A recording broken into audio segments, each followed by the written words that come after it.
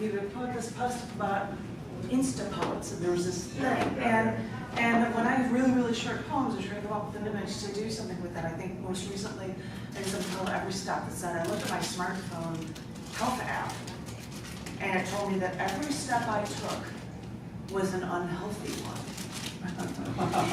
You know,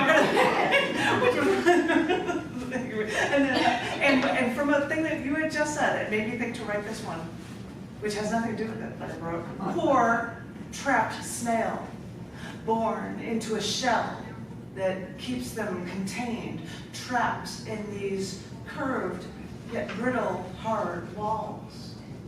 These walls seem so suffocating. They make life so short.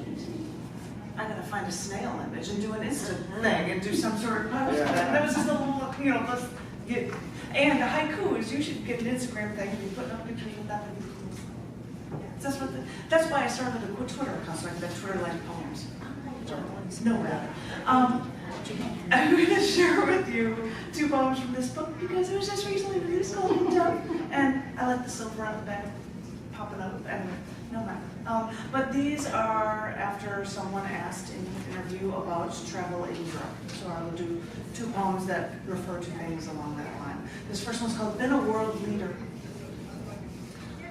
People may think that Americans are cocky and arrogant because we've been a world leader for so long.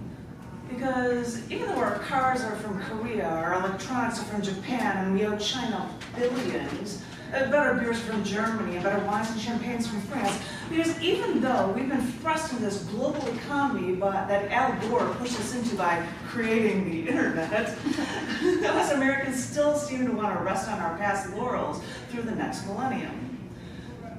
Once I stopped at a beer at a dive bar in Munich, München, and the female bartender tended a bar for 3 old German men and 1 very out-of-place American.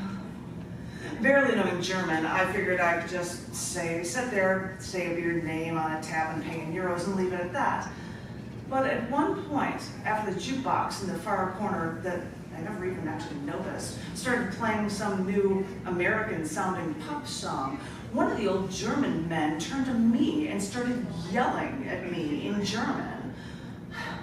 Pulling my Franziskaner draft, my eyes turned to saucers. I was unable to say a word to this old German man yelling at me in a language I could not decipher.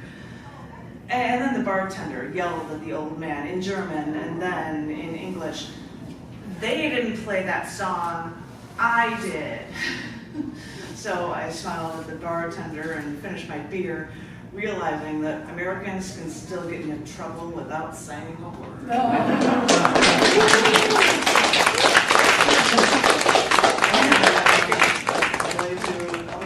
This is called My Kind of Town. While walking through the Forbidden City in Beijing, China, where all the palace doorways had gold-colored risers blocking people's way into rooms 4 inches to a foot tall, because the higher your level of authority or royalty status in the kingdom, the higher the bar people had to step over, not on, but over, to enter to get inside the royalty's room.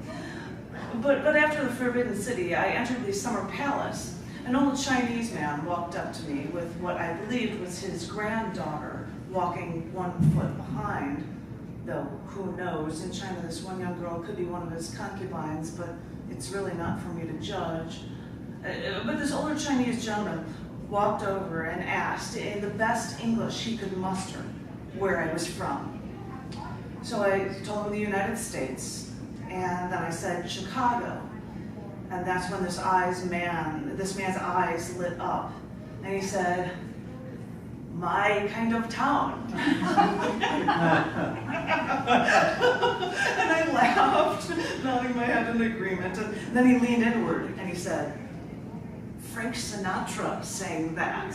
And I laughed again. Yes, he did, I said. Because even though this world is so vast, we will always find ways to connect with one another.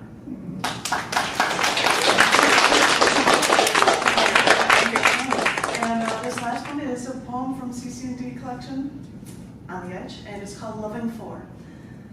I think I'll tell you. This is when I was taking care of 4 cats. You called to me, so I followed. Found a place for us where you could just walk over and just collapse right next to me. And I can run my fingers up and down your body.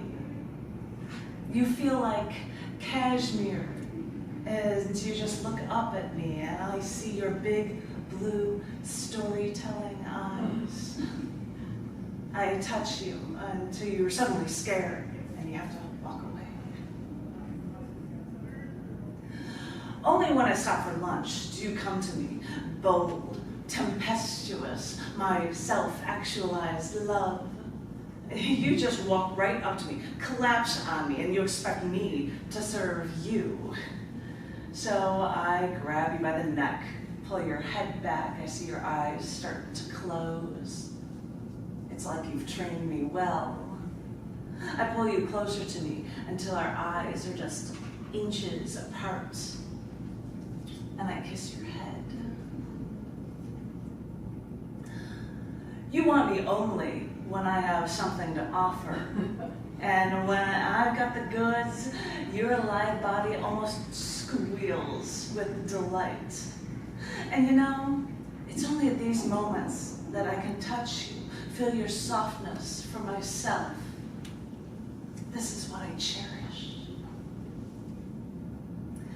So, at night, that's when we get our chance. You usually want to test me, but at night, that's when you come to me. Curl up along my body, let me envelop you with my arms. That's when I'm able to sleep.